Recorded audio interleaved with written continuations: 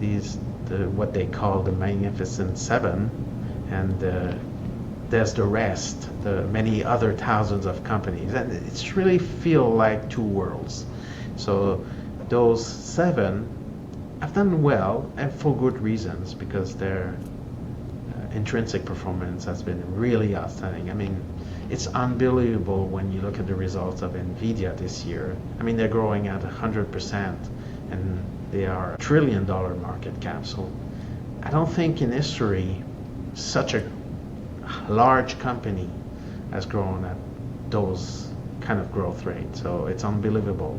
So not only are they great companies, but they've continued to grow at very high ratios, and they're almost like an anomaly in the history of capitalism, because usually if you look at past history, the large companies of the S&P 500 or Dow Jones Industrial Average, usually they grow at the average, which is 7 or 8% a year, but not 15 or 20%. Not those large companies. Usually that was the smaller companies that were growing at larger growth rate. So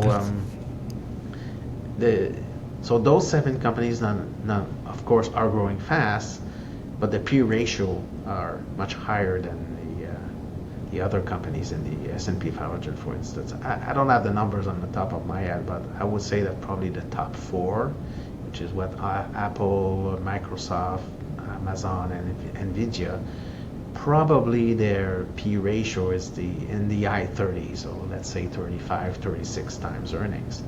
And the rest, all the other companies in the S&P 500, probably it's 18 or 19 times.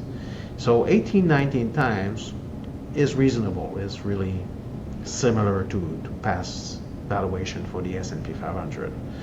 But the other ones are much higher than historical norms. I'm not saying it's going to be different this time, because that's the most dangerous sentence in investing, John Templeton said many years ago. So I think it's just the nature of the